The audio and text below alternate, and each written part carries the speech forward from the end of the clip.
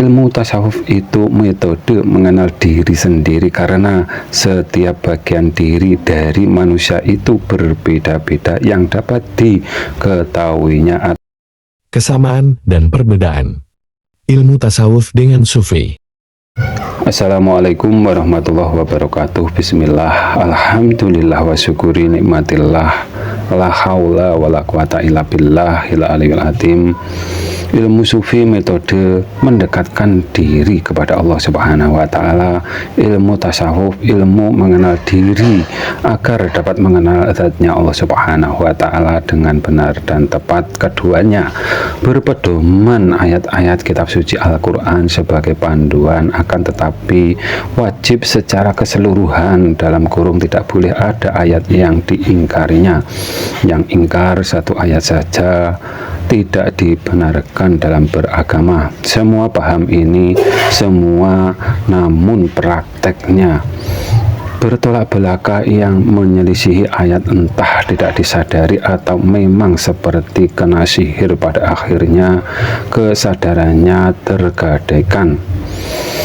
Karena faktanya banyak yang menyelisih seruan ayat Al-Quran dalam memahami zatnya Allah Subhanahu wa Ta'ala, entah yang merasa di jalan atau belajarnya melalui sebutan sufi atau yang disebut tasawuf. Banyak yang bertauhid bermata sebelah, hanya iman satu sisi ayat Allah titik-titik dekat titik-titik saja, menyelisihi sisi ayat Allah titik-titik di atas titik-titik, atau juga yang sebaliknya sama digambarkan seperti titik-titik bermata sebelah atau bermata satu. Mereka merasa dapat menyatu dengan zatnya Allah Subhanahu wa Ta'ala atau merasa dirinya sama dengan Allah Subhanahu wa Ta'ala.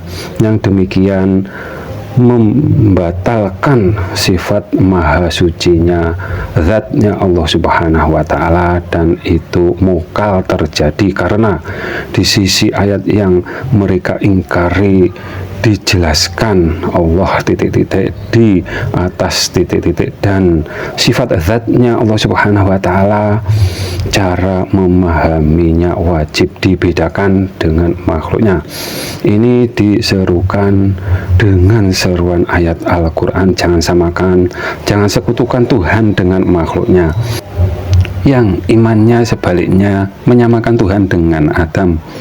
Ilmu tasawuf itu metode mengenal diri sendiri karena setiap bagian diri dari manusia itu berbeda-beda yang dapat diketahuinya atau yang dapat dimakrifatinya. Panca indera, pikiran, dan hati itu yang dapat diketahui hanya sebatas makhluk saja, tidak lebih. Dalam keilmuannya disebut syariat, meliputi tarekat. Keduanya disebut ilmu muamalah atau amalan syariat. Sedangkan rohaninya manusia yang diilmui dan telah terbuka tirai penghijabnya akan selalu memandang ke zatnya Allah Subhanahu wa Ta'ala. Dalam keilmuannya disebut ilmu hakikat, meliputi makrifat ke zatnya Allah Subhanahu wa Ta'ala. Keduanya disebut ilmu mukasafah. Hakikatnya yang dibekali agama Islam itu ruh untuk dilaksanakan di kehidupan ini agar sampai akhir hayatnya tetap iman Islam atau iman kepada yang telah dinyatakan sebagai Tuhan oleh ruhnya manusia, dan di dunia ini yang dapat ma'rifat ke zatnya Allah Subhanahu wa Ta'ala itu jiwa atau rasa yang berdekatan atau berhubungan dengan ruh. Itu juga wajib diilmui agar dalam melaksanakan ibadahnya tidak salah Tuhan, dan yang salah Tuhan menjadi para kaum jahiliyah akhir zaman, karena para nabi tidak ada yang menyamakan Tuhan dengan makhluknya. Apabila ada kata yang salah kami mohon maaf, semoga bermanfaat dunia akhirat. Akhirul salam, wassalamualaikum warahmatullahi wabarakatuh.